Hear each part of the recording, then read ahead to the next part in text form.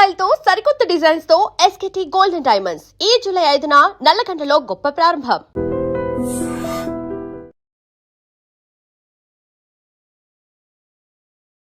Welcome to I dream. నేను మీ భవ్య. ఇప్పుడు మనతో పాటు ఉన్నారు dietitian and yoga teacher Nanditha గారు. నమస్తే మేడం, ఎలా ఉన్నారు? బాగున్నాను, థ్యాంక్ యూ మేడం. ఇప్పుడు షుగర్ ఉన్న పేషెంట్స్ కి ఒక పెద్ద టాస్క్ ఏంటంటే రైస్ తినద్దు. అబ్బా ఇక వచ్చిందిరా బాబు, ఫస్ట్ వాళ్ళ బాధ అంతా కూడా వాళ్ళకి బాడీలో షుగర్ వచ్చిందనే దానికన్నా రైస్ తినడం ఆపేయాల్సి వస్తుందనే బాధ ఉంటుంది. సో వాళ్ళు లంచ్లో కానీ డిన్నర్లో కానీ రైస్కి బదులు ఏం తింటే మంచిగా ఉంటుంది, షుగర్ స్పైక్ అవ్వదు, వాళ్ళు ఎనర్జెటిక్గా కూడా ఉండొచ్చు అంటారు. సో మనకి ఎక్స్పెషలీ సౌత్ పార్ట్ లో ఏంటంటే, మన సౌత్ ఇండియాలో మనకి రైస్ అలవాటు. సో రైస్ లేనిది అంటే సాటిస్ఫాక్షన్ ఉండదు అనమాట. ఏం తిన్నా సరే చివరికి మైండ్ రైస్ దగ్గర రైస్ తినాలంటుంది. సో డయాబెటీస్ తో సఫర్ అవుతున్న వాళ్ళు ఏంటంటే రైస్ అవాయిడ్ చేయాల్సిన అవసరం ఏం లేదు. లంచ్ లో శుభ్రంగా రైస్ తినచ్చు. ఎంత శుభవార్త కదా మై డియర్. ఎవరన్నా సరే షుగర్ పేషెంట్స్ మీరు ఎవరన్నా చూస్తున్నట్లయితే మీరు రైస్ అవాయిడ్ చేయాల్సిన పని లేదు అని చెప్పేసి ఒక గుడ్ న్యూస్ చెప్పారు. తర్వాత ఏం చెప్తారో చూద్దాం. సో కానీ మనం ఎంత తింటున్నాం అనేది ఇంపార్టెంట్ అనమాట. మనం జనరల్ గా ఏం చేస్తామంటే, మహేష్ బాబు గారు గుర్తొచ్చారు, ఎంత తింటున్నాం అనేది ఇంపార్టెంట్ అన్నది. సో ఓకే, మనము ఏం చేస్తామంటే జనరల్ గా రైస్ ఎక్కువ తింటాము, దాంట్లో కర్రీ తక్కువగా ఉంటుంది, మిగతా ఫుడ్ ఐటమ్స్ తక్కువ పెట్టుకుంటాం. అది మనకి మైనస్. ఎందుకంటే క్యాలరీస్ ఎక్కువ తీసుకుంటున్నాం, ప్రోటీన్ వెజిటేబుల్స్ తక్కువ తీసుకుంటున్నాం. అలా అయితే మనకి ఏమవుతుందంటే, ఆఫ్ కోర్స్ రైస్ తీసుకున్నప్పుడు క్యాలరీస్ కొద్దిగా ఎక్కువ వస్తున్నాయి కాబట్టి, అంటే క్వాంటిటీ ఎక్కువ తీసుకుంటే ఎక్కువ క్యాలరీస్ వస్తాయి కాబట్టి మనకి డెఫినెట్లీ షుగర్ లెవెల్స్ స్పైక్ అయ్యే ఛాన్సెస్ ఉంటాయి. ఇప్పుడు మనం కొంతమంది ఏమనుకుంటారు, రైస్కి బదులు చపాతీ తినండి అంటారు. కానీ చపాతీ కన్నా రైసే మంచిది. ఎందుకంటే చపాతీలో రైస్ లో బోత్ లో క్యాలరీస్ ఒక్కటే. ఇప్పుడు 1 చిన్న కప్పు రైస్ తీసుకుంటే మనకి 120 to 125 కిలో క్యాలరీస్ వస్తాయి. అదే రోటీ మీడియం సైడ్ తీసుకుంటే 80 to 90, అంటే ఒక రోటీ సరిపోదు కాబట్టి 2 రోటీస్ తీసుకుంటాం, అంటే 160 to ఈక్వల్ 200 కిలో క్యాలరీస్ వస్తున్నాయి. అండ్ రైస్ ఏంటంటే గ్లూటెన్ ఫ్రీ. అంటే కొంతమందికి ఇన్ఫ్లమేషన్ ఉంటుంది బాడీలో, ఆ ఇన్ఫ్లమేషన్ తగ్గించడానికి చపాతీలతో పోల్చుకుంటే రైస్ మంచిది. సో చపాతీల్లో అంత ప్రోటీన్ ఉండదు, అంత క్వాలిటీ అమినో యాసిడ్స్ ఉండవు, అన్ని అమినో యాసిడ్స్ ఉండవు. రైస్ లో ఉండే ప్రోటీన్ క్వాలిటీ ప్రోటీన్, అంటే అన్ని అమైనో యాసిడ్స్ ఉంటాయి. అంటే ఏంటంటే మన బాడీలో డైజెస్టిబిలిటీ బాగా అవుతుంది అనమాట. సో రైస్ వల్ల మనకి చాలా బెనిఫిట్స్ ఉన్నాయి. తినడానికి ఎంత హాయిగా ఉంటుంది. ఇప్పుడు హ్యాపీగా తీసుకోవచ్చు, బట్ క్వాంటిటీ ఎంత తీసుకుంటున్నాం. ఫర్ ఎగ్జాంపుల్ మన ఇంట్లో ఒక చిన్న కప్పు ఉందనుకోండి, 130 grams to 150 grams కప్పు ఉందనుకోండి, కుక్కర్ రైస్ 1 చక్కగా తీసుకోవచ్చు. ఒక కప్పు తీసేసుకొని ఆ 1 కప్పుకి 2 కప్పుల వెజిటబుల్స్ యాడ్ చేసుకోవాలి. మళ్ళీ డీప్ ఫ్రై కాదు, జస్ట్ లైట్ గా వేపించిన కూరగాయలు, ఏ కూరగాయ అయినా పర్వాలేదు, కూరగాయల క్వాంటిటీ ఎక్కువ ఉండాలి. ఎందుకంటే కూరగాయల్లో ఫైబర్ ఉంటుంది. ఫైబర్ తీసుకుంటే గ్లూకోజ్ లెవెల్స్ పెరగవు, అంటే డయాబెటీస్ ఉన్న వాళ్ళని తగ్గించేదానికి ఒక మంత్రం లాగా పనిచేసేదే కూరగాయలు. సో ఆ కూరగాయలు 2 cups తీసుకోవాలన్నమాట. ఇంకొకటి ఏంటంటే పప్పు కానీ నాన్ వెజ్ తినే వాళ్ళు ఒక 80 నుంచి 90 గ్రాముల వరకు చికెన్ కానీ చేపలు కానీ తీసుకోవచ్చు. మటన్ అవాయిడ్ చేయాలి, అండ్ రెడ్ మీట్ అవాయిడ్ చేయాలి. సో ఇవన్నీ కొలెస్ట్రాల్ లెవెల్స్ పెంచేస్తాయి కాబట్టి అవి రికమెండెడ్ కాదు. నాన్ వెజ్ తీసుకునే వాళ్ళు ఎగ్ వైట్స్ కానివ్వండి, ఎగ్ వైట్స్ కర్రీ ఇలా తీసుకోవచ్చు. వెజిటేరియన్ అయితే గ్రీన్ పీస్ కానీ రాజ్మా కానీ, మనకి ఏ పప్పు అయినా సరే, ఒకరోజు పెసరపప్పు వాడచ్చు, ఒకరోజు కందిపప్పు వాడచ్చు, డెఫినెట్లీ వాడాలి.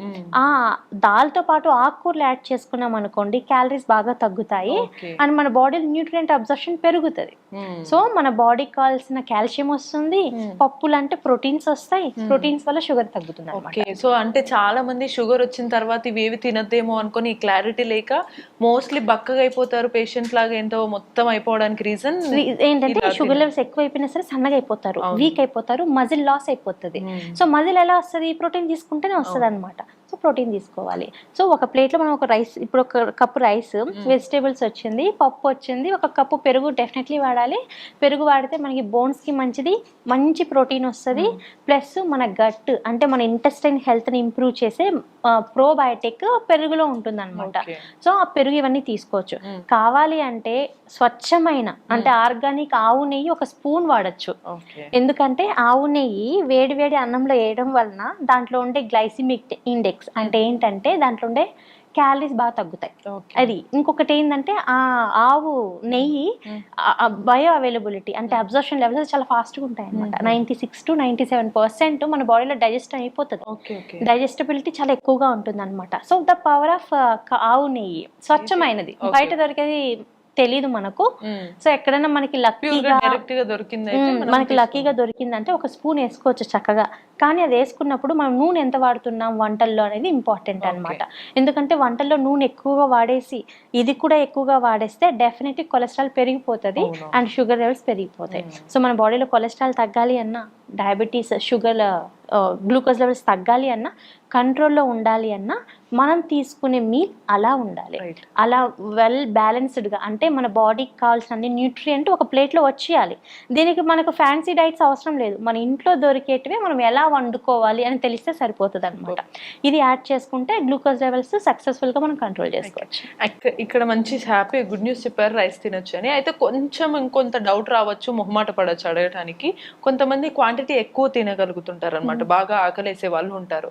సో వాళ్ళకి కొంచెం రైస్ అనేది సరిపోకపోవచ్చు, ఎక్స్ట్రా రైస్ తింటే వాళ్ళకి మళ్ళీ ఎఫెక్ట్ అవ్వచ్చు అంటారు. సో మరి వాళ్ళు దాని ప్లేస్ లో ఇంకా ఎక్స్ట్రాగా ఏమేమి యాడ్ చేసుకోవచ్చు ఆ ప్లేట్? సో ఇప్పుడు మనం తీసుకునే డైట్లో అన్నం ఎక్కువగా తీసుకుంటున్నాము, మిగతా తక్కువ తీసుకుంటున్నాము అంటే మన బాడీలో ప్రోటీన్ డెఫిషియన్సీ ఉంటేనే మనకి ఎక్కువ కార్బోహైడ్రేట్ తినబుద్ధి అవుతుంది అనమాట. మీరు అన్నానికి బదులు పప్పులు ఎక్కువ యాడ్ చేసుకోండి. పచ్చి బఠానీ దొరుకుతుంది, ఉడకపెట్టుకొని ఒక 80 grams, ఒక 90 grams అన్నంలోకి వేసుకోండి.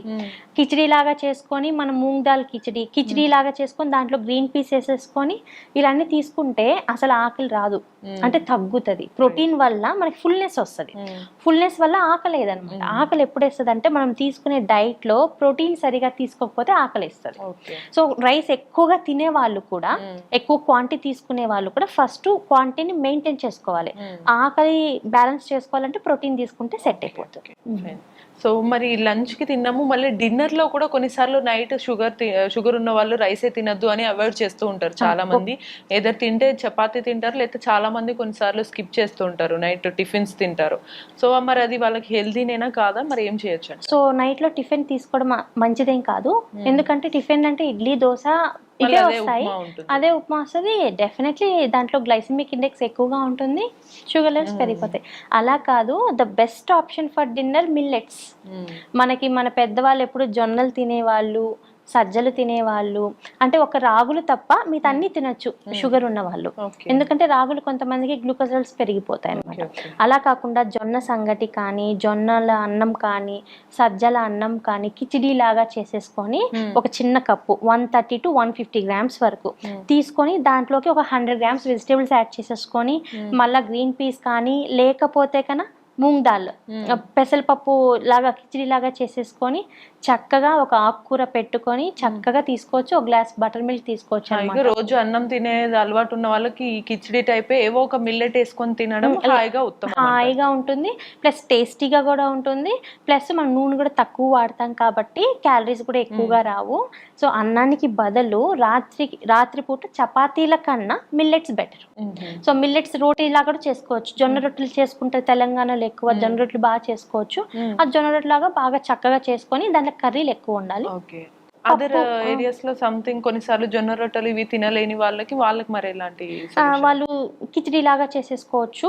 జొన్న రొట్టె ఇష్టం లేని వాళ్ళు అన్నం తోటి కిచిడి, ఇవన్నీ అన్నం కాకుండా జొన్నలతోనే కిచిడి చేయొచ్చు. జస్ట్ జొన్న రవ్వ ఉంటది కదా, జొన్న రవ్వ కానీ లేకపోతే జొన్నలు తీసేసుకొని దాన్ని మనం సోక్ చేసుకోవాలన్నమాట. ఎందుకంటే మిల్లెట్స్ చేసుకునేటప్పుడు ఒక 8 గంటలు సోక్ చేయాలి, లేకపోతే న్యూట్రియంట్ అబ్జర్ప్షన్ ఉండదు. ఎవరైనా సరే మిల్లెట్స్ చేసేటప్పుడు 8 గంటలు నానబెట్టాలి. 8 గంటల నుంచి 9 గంటల వరకు నానబెట్టి తర్వాత వండితే ఈజీగా అయిపోతుంది. జస్ట్ 15 to 20 minutes అయిపోయే వంటకం అనమాట. డయాబెటీస్ ఉన్న వాళ్ళే కాదు, వెయిట్ లాస్ అవ్వాలి అనుకున్న వాళ్ళు కూడా ప్రతి ఒక్కరూ డెఫినెట్లీ మిల్లెట్స్ యాడ్ చేసుకోవాలి. మనకి రైస్లో దొరకని న్యూట్రియంట్స్ కూడా మిల్లెట్స్లో దొరుకుతాయి. అండ్ మిల్లెట్స్ 150 grams తీసుకున్నా మనకి 130 చాలా తక్కువ క్యాలరీస్ వస్తాయి. 110, 115 క్యాలరీసే వస్తాయి. అంటే మనము డయాబెటీస్తో ఉన్నప్పుడు క్యాలరీస్ ఎంత తీసుకుంటున్నాం అనేది ఇంపార్టెంట్.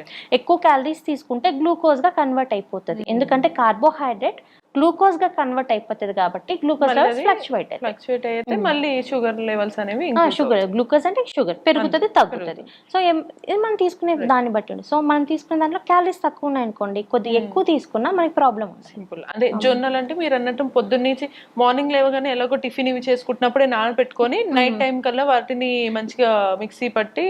మిక్సీ కూడా అవసరం లేదు. ఓకే, జొన్నలు అయితే అలాగే మనము ఇది కిచిడి లాగా చేసేసుకోవచ్చు. టేస్ట్ కూడా బాగుంటది. కుక్కర్ లో పెట్టుకొని తాలింపేసి మనము ఇలా వేసుకొని తాలింపులో వేసుకొని కుక్కర్ లో పెట్టుకొని ఒక 10 to 15 విజిల్స్ రావాలి. అది ఉడకాలంటే కొద్దిగా హార్డ్ ఉంటది. ఉడికిన తర్వాత జస్ట్ ఇంత ఆయిల్ లో మంచిగా ఫ్రై చేసుకొని దాంట్లో పొడులు వేసుకొని మిక్స్ చేసుకొని తింటే కూడా దండిగా ఉంటుంది, మనకి కడుపు నిండు కొద్దిగా తిన్న ఫుల్నెస్ వస్తుంది. ప్లస్ గ్యాస్ట్రిక్ ఎసిడిటీ బ్లోటింగ్ బాగా తగ్గి ఫ్యాట్ బర్నింగ్ అవుతుంది. Super super. సో ఇలా డిన్నర్ యాడ్ చేసుకోవచ్చు.